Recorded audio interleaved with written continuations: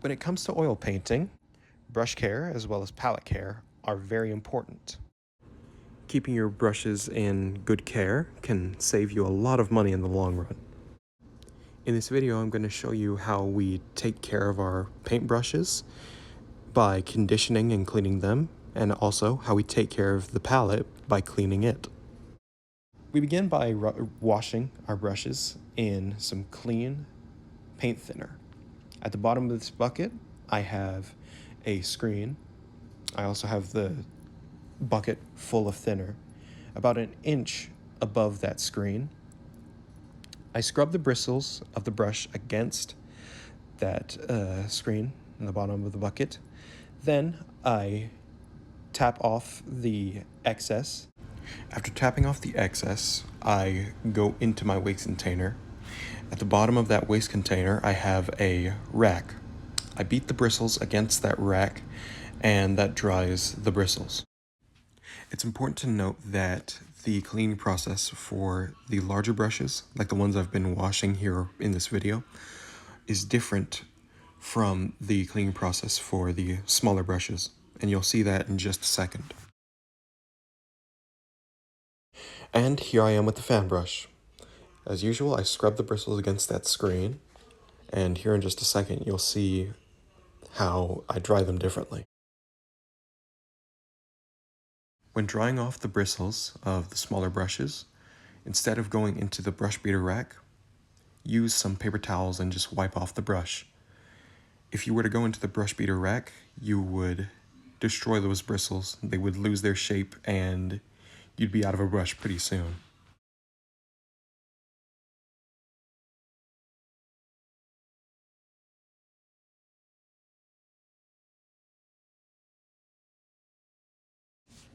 Now what I'm doing is putting down some brush conditioner. This is the Bob Ross brand of brush cleaner and conditioner, though there are other brands out there. I've heard the Masters brush cleaner and conditioner is really good. So I just put the brush into the conditioner. I just put a little bit of the conditioner on the bristles by tapping the brush into the conditioner. Then I massage the soap into the bristles really good. Get really good in there. Don't be afraid to just really work it in, regardless of each brush, even the smaller ones. You can also use this time to reshape and reform your bristles, get them back into the shape that they were, or about as close as you can get it. Over time, you may get a few hairs that simply won't go back into the original shape. If that happens, don't worry. Just snap those stragglers off with a pair of scissors. I should also talk about how often do we condition our brushes. It really depends on what the material of the bristles is. Are they natural or synthetic? As well as how often do you paint. Personally, when I'm painting very often, so say once a week, I condition my brushes after every 3 or 4 paintings. But if I'm going to be taking a long break, say a couple months, I will do 1 painting before I take that break, and then when I'm done, I'll condition my brushes. After putting the conditioner on your brushes, you'll want to wash them again.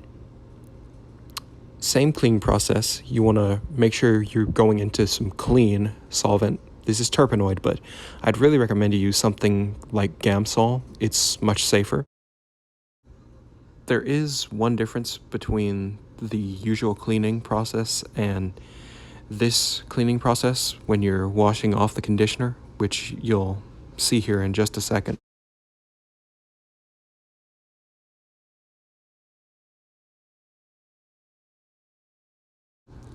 After running your brushes through the clean solvent, you'll want to take a paper towel and, while holding it, pinch the bristles and pull.